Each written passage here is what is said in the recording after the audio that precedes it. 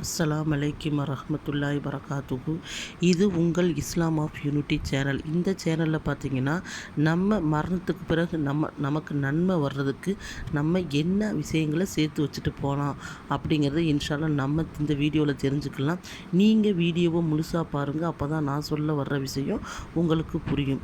அதாவது கேட்டிங்கன்னா, நம்ம நபிகள் நாயகம் ஸல்லல்லாஹு அலைஹி வஸல்லம் கூறினார்கள், ஒரு மனிதன் மரணித்து விட்டால் அவனோட இந்த உலக தொடர்பு முடிந்து விடுகிறது. 3 விஷயங்களை தவிர. ஒன்று, நன்மை தீமை, அவருக்காக துவா செய்யும் பிள்ளைகள், அவர் செய்த தானம் தர்மங்கள்.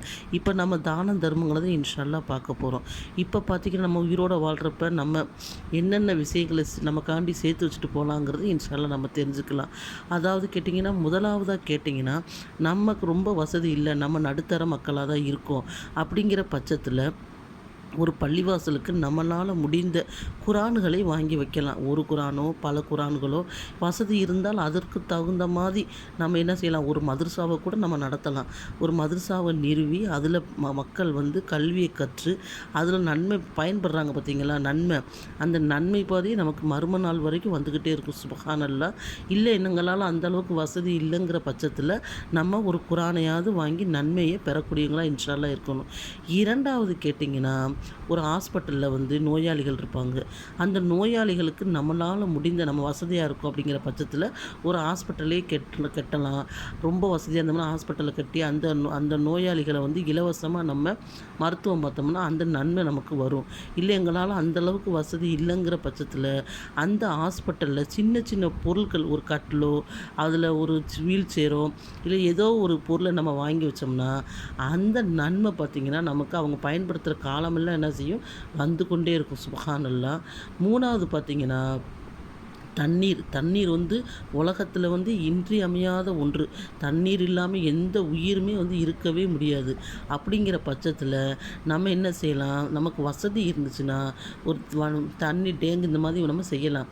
எங்களால் அந்தளவுக்கு வசதி இல்லைங்கிற பட்சத்தில் இப்போ பார்த்திங்கன்னா அதிகமான வெயில் காலமாக இருக்குது. மனிதர்களுக்கு மட்டுமல்ல, உயிரினங்களுக்கும் தண்ணி தேவைப்படுது. நம்ம வீட்டு வாசலில் என்ன செய்யலாம், ஒரு சின்ன தண்ணியை நம்ம வைக்கலாம். அந்த தண்ணியை பறவைகளோ விலங்குகளோ யாரும் குடிக்கிற பட்சத்தில் நமக்கு நன்மை வரும். இல்லை மனிதர்களுக்கு நம்ம கொடுக்கணும்னு நினச்சோம்னா ஒரு மம்பானை கூட வாங்கி நம்ம என்ன செய்யலாம், ஒரு பாதுகாப்பாக வச்சு அந்த தண்ணியை மக்கள் குடிக்கிற பயன்படுத்துகிற காலமெல்லாம் பார்த்திங்கன்னா நம்ம மரணித்தால் கூட நமக்கு அந்த நன்மை வந்துக்கிட்டே இருக்குது. அவ்வளோ ஒரு நன்மையாக இருக்குது. தண்ணிங்கிறது ரொம்ப அத்தியாவசியமான பொருளாக இருக்குது. அந்த தண்ணியை நம்ம என்ன செய்யலாம், மக்களுக்கு இந்த வெயில் காலத்தில் நம்மளால் முடிஞ்ச அளவு, நம்ம வீடு கீவீடாக இருக்குது, நம்ம தண்ணி தான் உதவி செய்ய நினைக்கிறோம்னா அந்த மாதிரி தண்ணிகளை உதவி செய்யலாம். நான்காவது பார்த்திங்கன்னா, ஒரு பள்ளிவாசல் கட்டுறாங்க.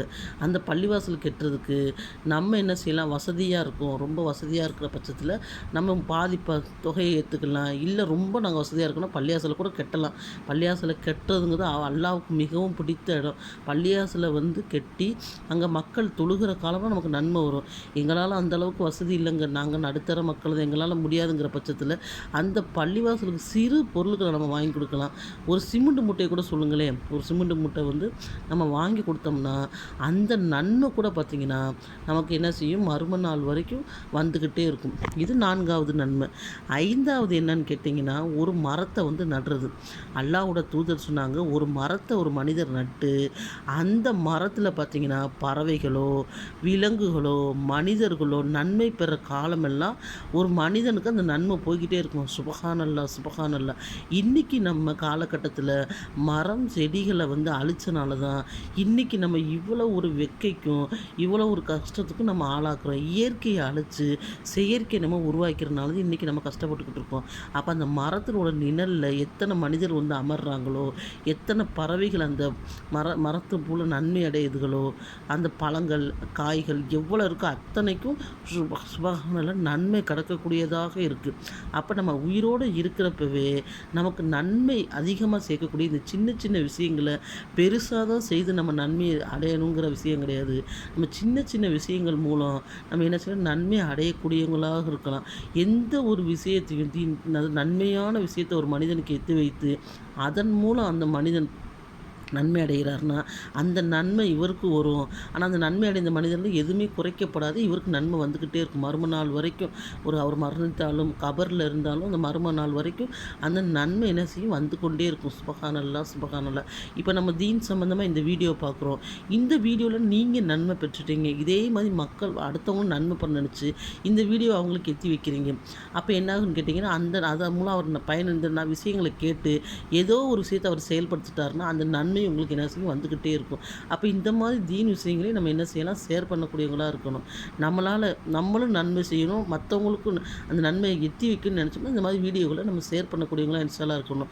மரணத்துக்கு பிறகு அதாவது நம்ம மரணத்துக்கு பிறகு நன்மை தரக்கூடிய விஷயங்களை நம்ம உயிரோடு இருக்கிறப்ப செய்கிறது இந்த 5 விஷயங்கள். 1வதுன்னு கேட்டிங்கன்னா பள்ளிவாசலுக்கு குரான் வாங்கி வைப்பது. 2வது என்னன்னு கேட்டிங்கன்னா ஒரு மரத்தை நடுவது. 3வது என்னென்னு கேட்டிங்கன்னா ஒரு பள்ளிவாசலுக்கு ஒரு கட்டுவதற்கு உதவி செய்வது. 4வது ஒரு மரத்தை நடுவது. 5வது ஒரு ஹாஸ்பிட்டலில் ஏதோ ஒரு பொருளை நம்மளால் முடிந்த ஒரு வீல் சேரையாவது வாங்கி வச்சு அதில் மக்கள் பயன்படுற காலமெல்லாம் நமக்கு நன்மை வந்துக்கிட்டே இருக்கும். சுபஹானல்லாஹ் சுபஹானல்லாஹ். அப்போ இந்த மாதிரி 5 நன்மைகளை நம்ம என்ன செய்யணும், பெறக்கூடியவங்களாக இருக்கணும். நம்ம உயிரோடு இருக்கிறப்பவே எப்படி நம்ம உயிரோடு இருக்கிறப்ப நம்ம பிள்ளைகளுக்கு நிறைய விஷயங்களை எத்தி வச்சுட்டு போகணும், வீடு கட்டி வைக்கணும், சொத்து சேர்க்க வைக்கணும், அது மாதிரி கேட்டிங்கன்னா நிறையா விஷயங்கள் செய்யணும்னு நினைப்போம். அது மாதிரி நம்ம மறந்துக்கிறதுக்கு நமக்கு நன்மை வரணும்னு சொன்னால் இந்த விஷயங்களை நம்ம செய்யக்கூடியவங்களாக இன்ஷால்லாஹ் இருக்கணும்.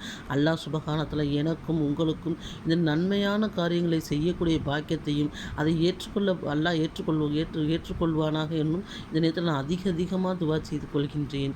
ஆமீன் ஆமீன் யா ரப்பல் ஆலமீன். அஸ்ஸலாமு அலைக்கும் வரஹ்மத்துல்லாஹி வரகாத்துஹு.